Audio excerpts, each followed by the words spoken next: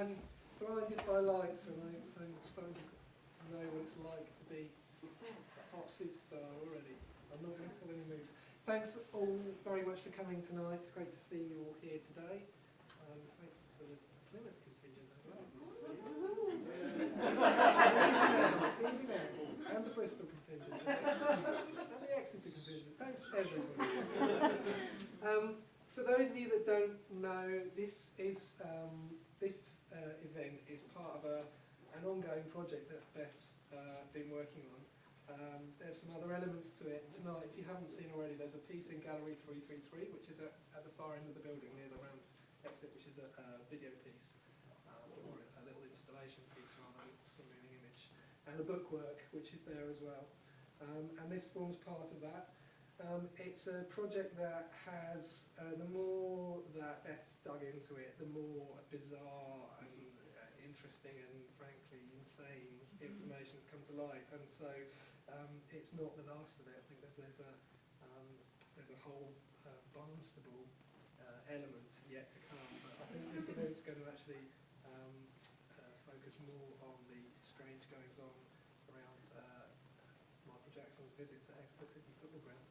So I'm going to leave it with that. Make sure you look at the piece next door afterwards if you haven't done so, and let's stand by and let them take it away.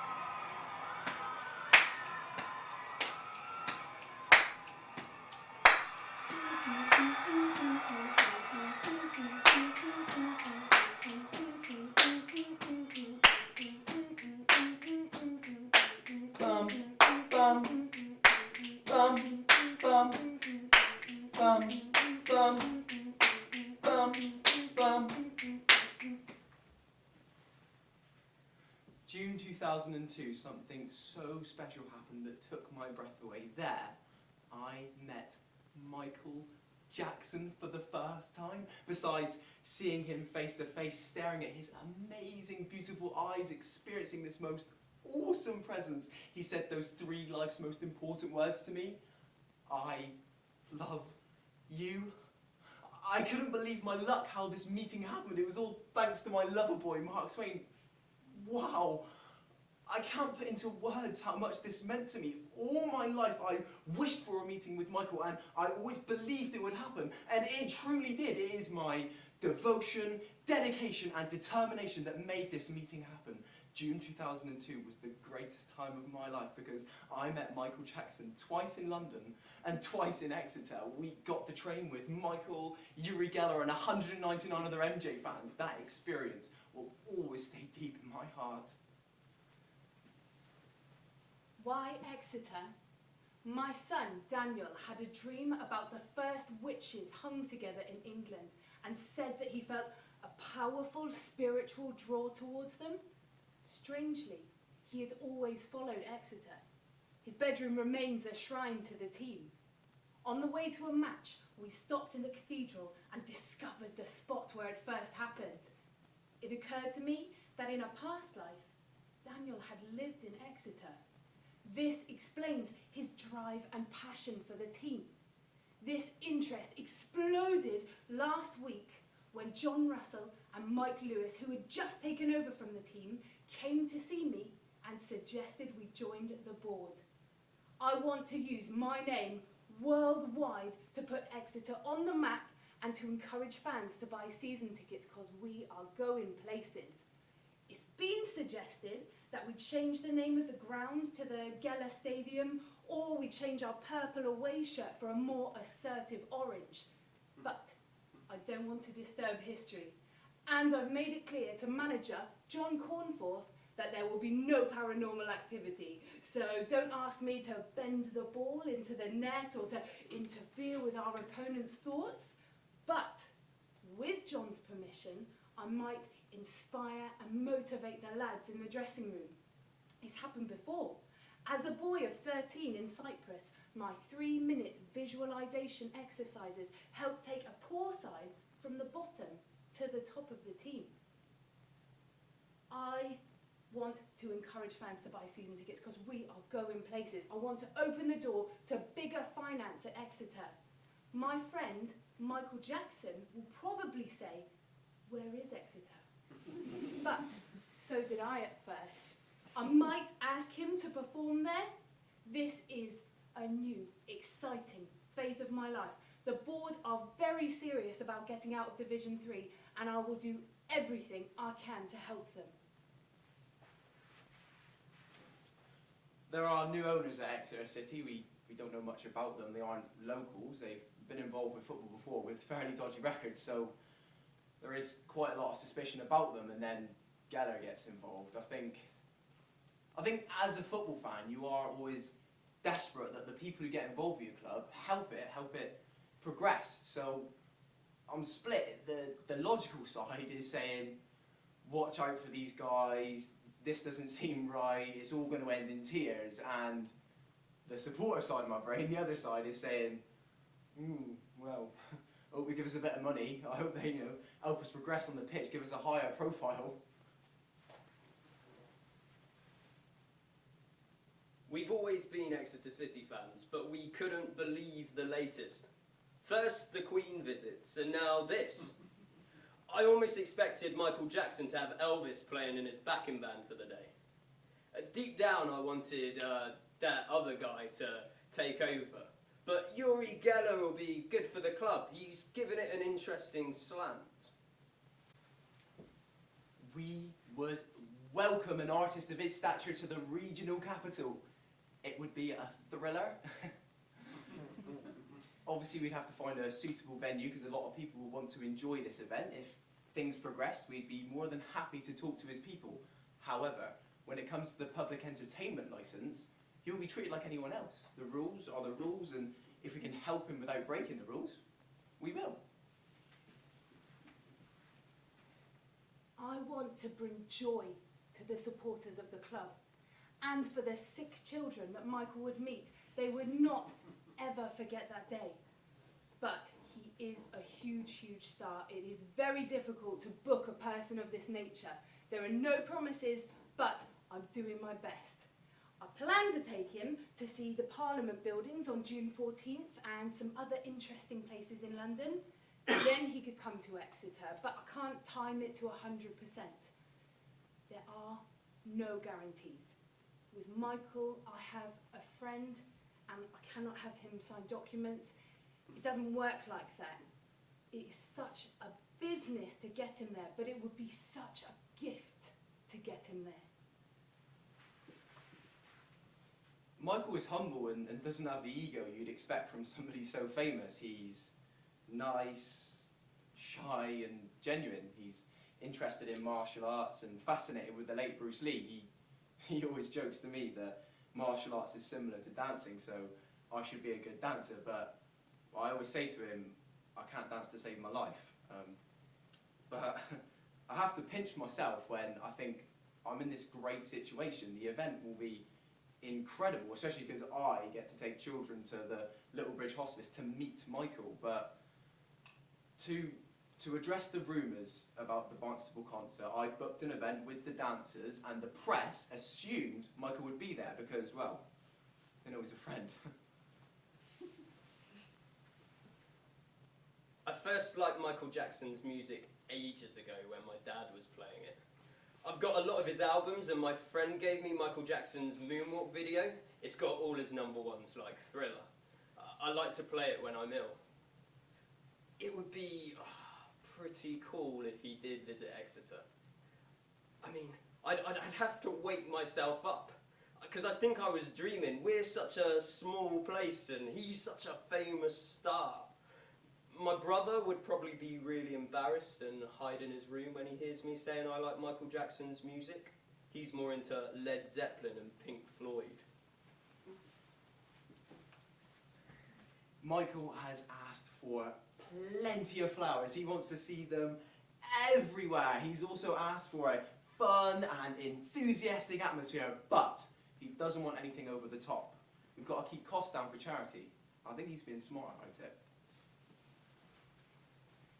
It is hard to believe that Michael Jackson and David Blaine are here at Exeter City Football Club. When I called Michael and asked if he would like to come to Exeter City Football Club, he said, "Will there be children from hospitals there?" And I said, yes. His first words were, "See it as done." I explained to Michael that unfortunately there are ill children all over the world, and there are ill children here in Exeter. And I explained about the event, and he said he would do it. Fans stormed the train when Michael arrived. It was unbelievable. It was a phenomenon. It was just pure adulation. I thought it was really interesting to see this man who is so worshipped and adored. When he arrived in his limousine, it was like a fever among his fans. It wasn't a sellout. No, not at all, not by a long shot. There was only two sides of the ground open. I think there was about 2,000 people there.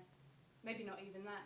I remember that there were more Michael Jackson fans there than there were Exeter City fans. I remember thinking how few people I recognised. It just felt massively surreal. It was quite bizarre, really. From formulation to delivery, the whole thing, it was just a very, very strange event. You have to remember, the context of him coming was that Uri Geller had got involved in the football club and was purported to be a close friend of Michael Jackson's. So it had the ring of truth to it. I didn't think it was some sort of scam or anything. He was so far away. There were so many heavyweight security guards around him. There are so many people that make themselves look like celebrities that without being up close, I wouldn't like to say. I'm dubious. I wouldn't like to say it was Michael Jackson. I wouldn't like to say it wasn't. I'm split, 50-50.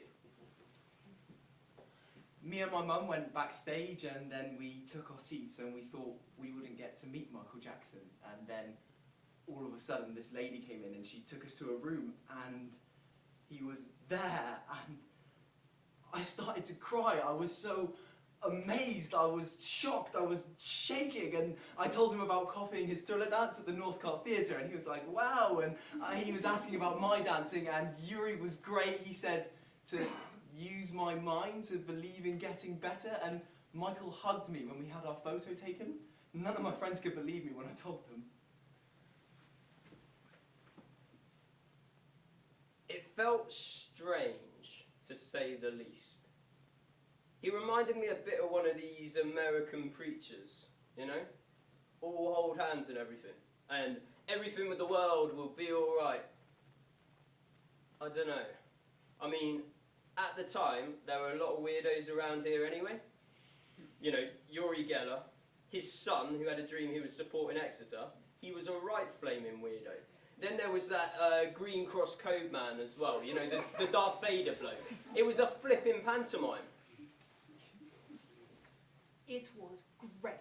Just fantastic. Even Michael was thrilled. He even put on the Exeter City Football Club shirt when we got back to the hotel. He came out of the bedroom wearing it. Michael fell in love with the club and he's been made an honorary director. This means he supports the club. Hopefully, he will open doors to more famous superstars coming here. I don't want to mention any names, but I plan to invite some superstars from England because it's easier for them to get here, to invite them at the end of this year or early next year. The visit was a massive success. He has put Exeter on a great footing on the world map. We will be asking the question, will he now come back this time next year to do a concert? We have shown the people of Exeter and the rest of the country what we can do. A lot of people doubted us. People will now believe when we say it's going to happen, it is going to happen. We will try and keep the connections that have been made now he is an honorary director of the club. He will be listed in the matchday programme from now on. it's certainly a part of the history, you know, part of the history of the club, and that part of the narrative of the period when the club just went into meltdown, and that day sort of typified the strangeness of that period, the circus years. But in effect, the club was invaded by criminals. You know, one of the directors got 15 years for fraudulently representing himself to shareholders. I think, if anything, Geller blew the whistle on these guys and he faded from the scene. But then the supporters took over the club, and that was good. So some real good was coming out of it, and at the time we were the first and only club to be owned by the fans. But the word circus is often used, and it's funny because St James's Park back in the 19th century used to be used for circuses, for the elephants and the lions and things like this. But the Michael Jackson day, that was part of the 21st century circus.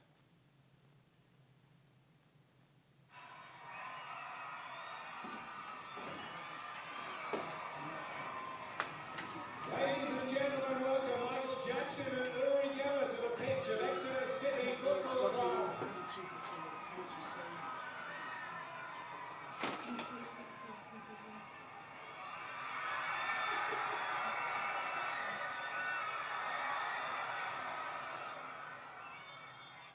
Hello everybody. Hello to you wonderful people of Exeter. And I think you are great supporters of the Exeter City Football Club. Welcome to the all great fans that have come from near and far, and to all you children. I'm very happy to be here today. Today we come here to support children. We come here to support children with AIDS. We share our love for the children, to help the youngest of those affected by HIV and AIDS.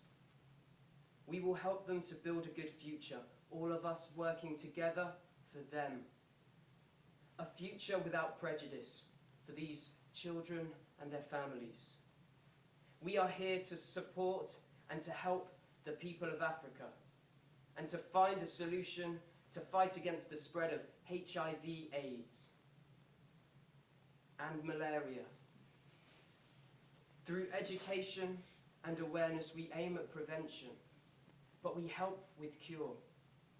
We are here to support you, the supporters and players of this great football club. Sadly,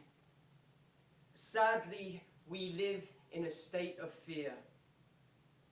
Every day we hear of war, on the news, on the radio and television, in the newspapers, always of war. We hear of nations hurting each other,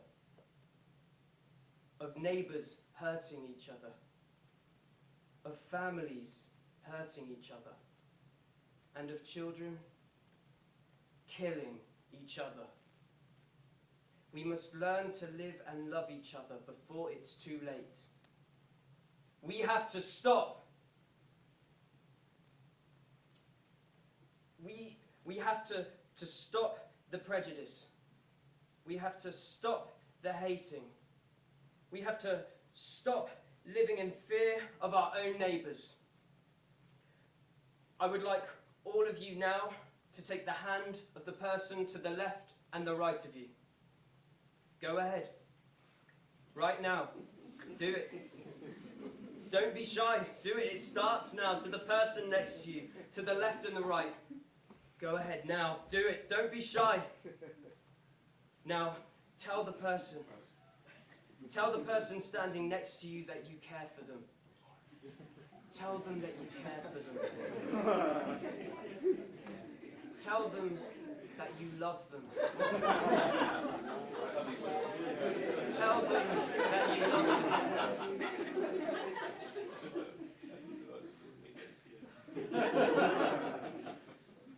This is what makes the difference.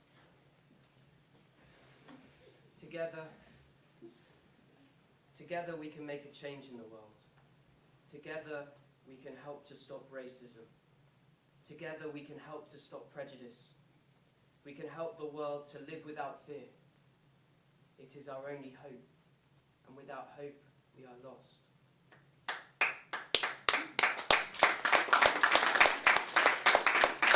Wait, hey, hold on. One last thing. England's gonna win? Yeah? Okay. I believe you. You know, I mean, I know nothing about sports, but I believe you. I really do. Thank you all. Thank you, Exeter. I'm very proud and happy to be here. Thank you, Exeter Football Club. Thank you to all my wonderful fans. I see Israel, I see Spain, I see countries all over the world. I love you. Thank you to my team, and a special thanks to David Blaine, the world's greatest, to Patty Boulay, and the great Uri Geller. And Matt Fidesz, the man. Yes. Thank you to all the other performers. Please join me now in giving them a great cheer, please.